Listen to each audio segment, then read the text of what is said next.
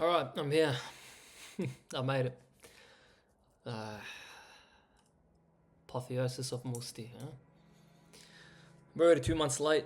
I plan to start this journal on this self-improvement, self-transcendence, entrepreneurship path. Plan to start on the 1st of April. I jumped on this cycle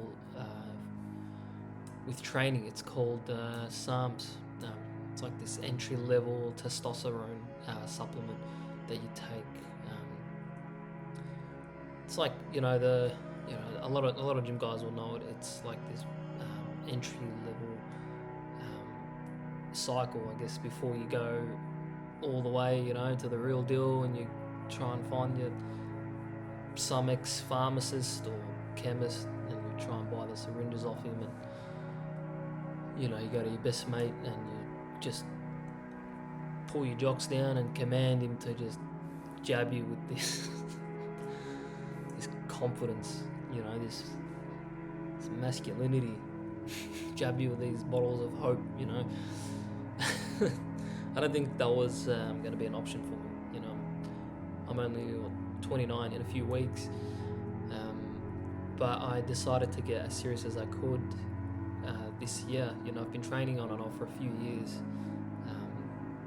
Never had any real progress. I don't want to attribute now that I've made the most progress I ever have in the shortest amount of time. I don't think I would be true to myself attributing everything to, the external, whatever supplement.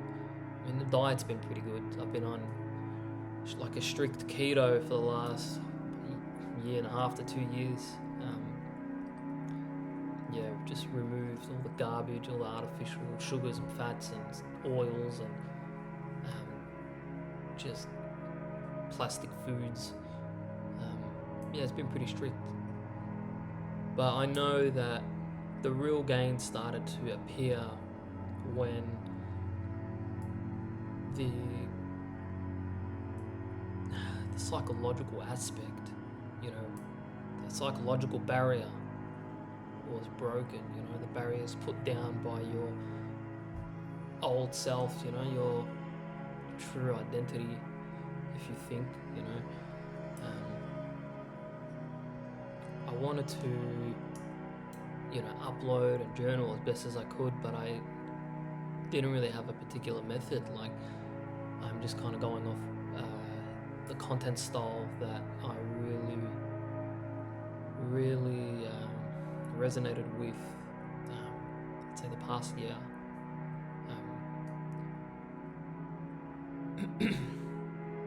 Just been meditating all day on, how to put this together. I knew that I wanted to give a really good, accurate introduction, or a clear introduction. So I just thought, just go off that. You can't really build off anything unless you start. So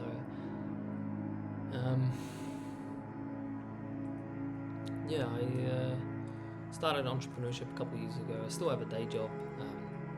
Obviously nowhere near where I want to be with entrepreneurship.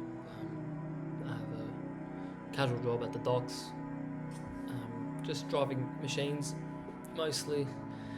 It's the most matrix kind of job I can think of, but it's alright, it's stressful at times, but I'm glad I really, can't say really accidentally, it's like, I chose this path, then I was always going to come across these mentors, and these books and this knowledge. So I learned from one of them recently, actually. I can't be satisfied with myself. I mean, I'm not satisfied with my circumstance. So I can't be, I'm not satisfied with my reality, so I can't be satisfied with myself, which is alright, because I'm aware, I've acknowledged that it's a paradox. I mean, it's the ultimate paradox. I mean, people satisfied with themselves, but they're not satisfied with their own realities. So when you become aware of that,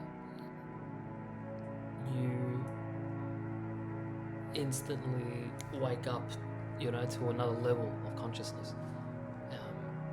And it just keeps getting deeper and deeper from there, And I know I'm not going to be good at really elaborating and articulating my experience. But I'm confident, if you're patient with me, if you don't know me, I know whoever's watching that knows me is probably just laughing,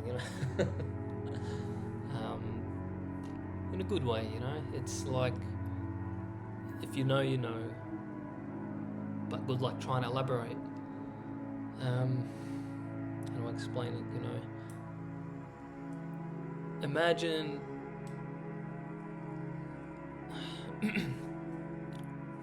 you just, living your normal life, wherever you live, whatever city,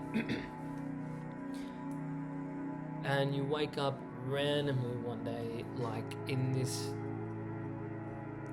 dark place, this space, this plane of existence, and you look all around you, and there's just, you wake up, you're laying down and you get up, and there's just people everywhere, just laying down, just unconscious, sleeping. Literally as far as you can see, You got the whole world just sleeping.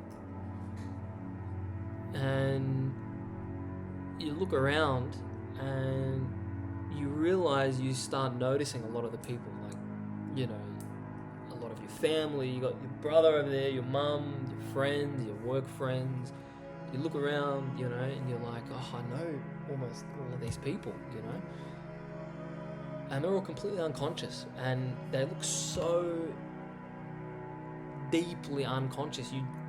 It's like, something already confirms in your mind that you shouldn't even try to approach them or try and wake them up. And you're just walking around passing out, it's the anxiety, the stress, and all of a sudden you hear a voice that you could recognize, calling out, somewhere not too far from you, and you recognize the voice, and you look and you see the person and you're running in that direction, and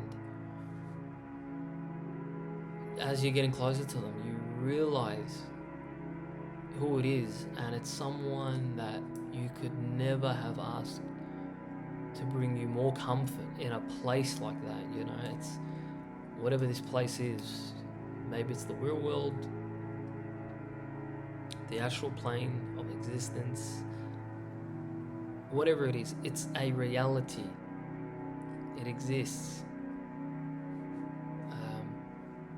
And you see the person and you're just like shocked, it's almost awkward. I mean, it's awkward, like, because you know them,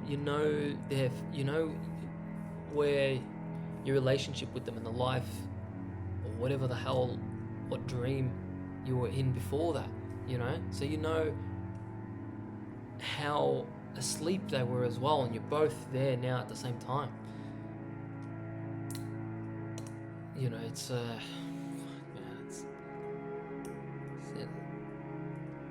almost impossible to explain, it's impossible to elaborate.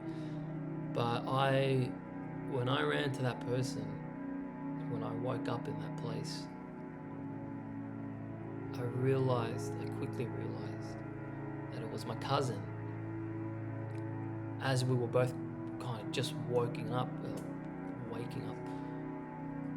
And I couldn't be more damn thankful, we grew up together. So that's a mercy. That was a mercy from the divine entity, the divine unconscious, the universe. It's like, it was gonna throw us. I mean, we've been at it for over a year now, trying to work out what the hell's going on. We've been trying to crack the meaning of this journey, you know. And we thought we were going through an existential crisis. That was over a year ago. It's unexplainable, man. You know, your life, it's your religion, your identity, your family, your community, your identity. You know, it's not like we could never. I mean, you could never have. If we bet, you know, if we had known that we were going to live for 1,000 years, we still would have never, ever. I mean, we would have bet our lives that this would never have happened, like that we would never come to this, like this knowledge even existed, you know. We wouldn't have, I mean, we would have bet 1,000 lives that this was never going to happen, you know. We wouldn't even say it's impossible, because impossible is implying you know the reality, you know your own reality that you're in, and you know what cannot happen in that reality. So it's like we didn't even know something like this could be impossible or possible. It's I don't even know if that's coherent. As hard as it's been very healthy for us, you know. I've made the most progress spiritually, psychologically, and physically. I mean, nowhere where I want to be. I just got this, you know, little one bedroom. I've been on my own for most of my 20s. I was with my brother for a few years. Some old family house that we had. Then he got married a couple of years ago. And yeah, I've been by myself ever since. You know, I've always preferred to go solo, you know, have my own space. So I'm just renting now this little cave that I'm in.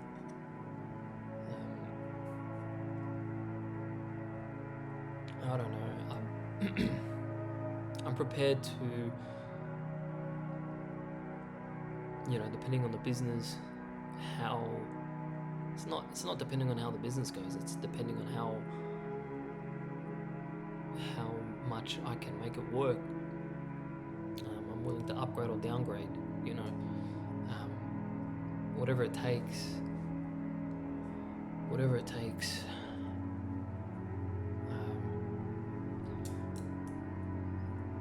Yeah, I know where I would like to be in a few years, even by 30. And I guess this channel is supposed to, I mean, it's self-accountability, you know. Yeah.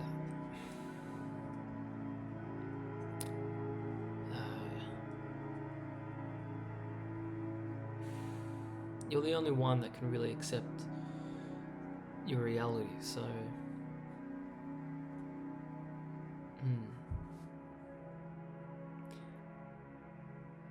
apotheosis of Mustir, huh?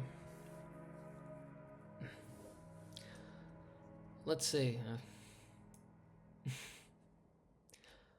Let's see how far it goes.